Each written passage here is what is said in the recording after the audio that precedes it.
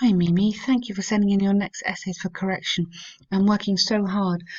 This is fantastic. This letter is absolutely perfect. I literally can't pick up anything on it at all. Really, really fantastic letter. Okay, letter of complaint, so formal letter.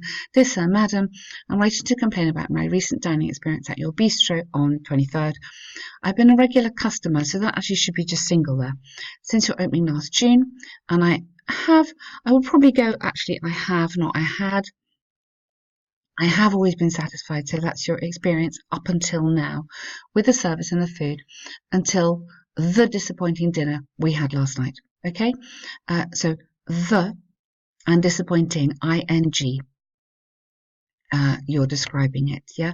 Check those adjective endings, ing and ed, if you're not sure.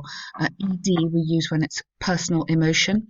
So you were disappointed, but the dinner was disappointing. Okay, so I booked a table for 5 and had paid good, nice for a tasting menu for all of us prior to our visit via your online website.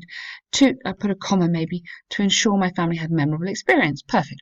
However, upon our arrival, we were requested to wait outside the restaurant for an hour as our table was not ready and the waiting area was already crowded. Really lovely use of different tenses there, and all absolutely perfectly accurate. To make things worse, in your record there was only a payment for 3 set menus. I explained this error to one of your staff, but she could not help much, as that was what was recorded. Yeah, or you could put what was or what had been even recorded in the system. We ended up sharing our meals as I felt it was unnecessary to argue. Yeah, this is really, really nice, sort of sensitive and clear. I believe I'm entitled to a refund of $100, which comprises the price for 2 set menus. As I attach, so I'd go present tense here because you're doing it now. A copy of my payment and receipt, which I asked from your cashier last night. I expect that you can solve this issue immediately, or I am left. I go here. I am left with no choice but. So here I would have but rather than other, because it's a negative. I'm left with no choice but to post. So you don't need that. But to post my dissatisfied experience on Google review. Yeah, okay. I want your prompt response. Instead of regards, maybe I might probably put yours faithfully, because that would be the normal ending. If you're going to start dear sir, madam, you would normally want to end yours faithfully. That's the kind of the norm there. But really, really good, nice letter. And this task 2 is also really, really good. Your second paragraph, I'm not quite sure. I think you're a little bit off point there. So let's just check out the title. These days, some people believe to spend a lot of money on tickets. So we're really talking about your money. Is it right to spend it on all these things? Or do you think the money should be spent somewhere else? So do you think it's a positive or negative development? Is it positive or negative in your opinion? I don't think we need both those questions there. They're the same. Do you agree with it or not? So experts throughout the developed and developing world have debated whether excessive spending in tournaments or festivals is directly beneficial for spectators or can lead to a dangerous habit, including consumerism and inappropriate waste management. So be careful here, because you're a little bit going in the wrong direction. Whether excessive spending on tournament and cultural festival tickets we want to have, it's the tickets we're worried about, is directly beneficial, or that's okay. So I'm not sure about waste management, if this is going to connect or okay or not. I strongly believe that although attending these votes may pose some drawbacks, watching them has benefited the audience. Yeah, but we're not quite talking about this, because yes, I can watch it on TV, and you could argue that's a lot cheaper than me spending my money. But what we're really talking about is it right for me to be spending $100 that maybe I don't have to go to a ticket? So your second point, this paragraph is much more on topic on the first one. Do you see what I mean now? I point that out to you. This essay will discuss both views. Okay, that's fine. On the one hand, there's ample evidence that attending global championships and festivals, nice using examples, very good, could promote cultural values and encourage participation in sports. Okay, we can link this in. The central reason behind this is twofold. Firstly, by watching matches, the younger generation can be motivated to incorporate sports in their daily routine, yes, and potentially pursue the same career paths as their idolised athletes. Okay, therefore, there is no doubt that, oh, I can't type today,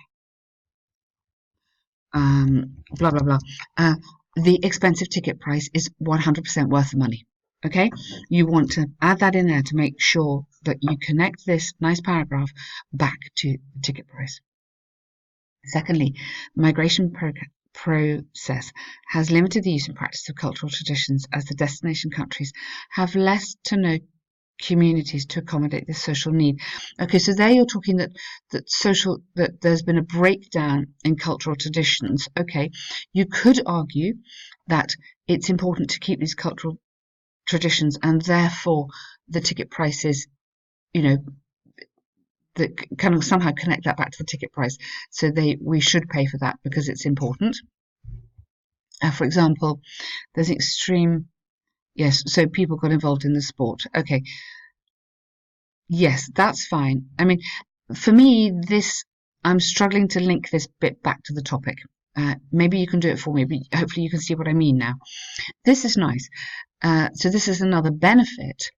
It should not be forgotten that these celebrations could bring people together and encourage tolerance in the community with diverse cultures and ethnicity. Therefore, it's clear that development, yes, that if this trend, okay, if this,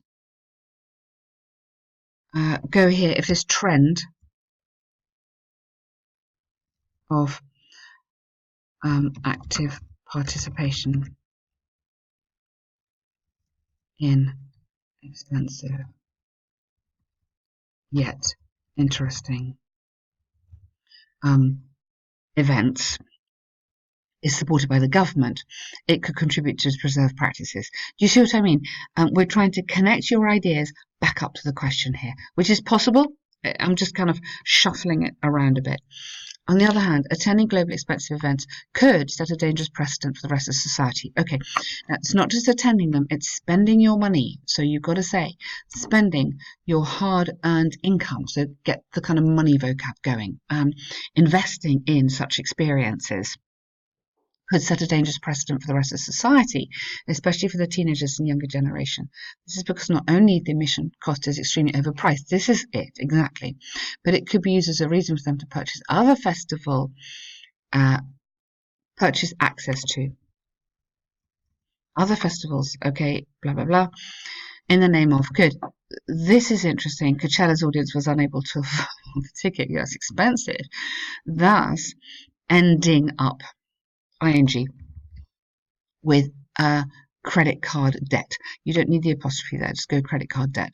Consistent with this line of thinking is that these events always produce remarkable amounts of rubbish. Okay, yes, I don't think you need this in this essay. I think here you should be saying something about so debt and the problem of that. So this leads to bad habits. This can lead to dangerous financial management. The money could be spent elsewhere, maybe saving up to buy a house, something like that. So that little section for me is not on task with the actual question. So to conclude from the arguments and examples given, I firmly believe, although sporting and cultural events clearly require mature planning and extensive financial consideration, so link it back to the money, the advantages outweigh the drawbacks. Good, thank you, nice words here. It's predicted that these events will increasingly grow in importance in the future. Good, okay. Yes, so this question of funding will become more relevant. Okay, be careful with these predictions that they are not an empty sentence. So this could be like an empty sentence because there's kind of not, is not particularly connected to anything, but by adding this little bit here, we're connecting it back to the question. So maybe you've answered this very nicely. There's, you know, the vocab is great, the grammar's great. It's easy for me to understand where you're going. Just, I think, keep checking the question, checking you are on task. But really well done. Thank you.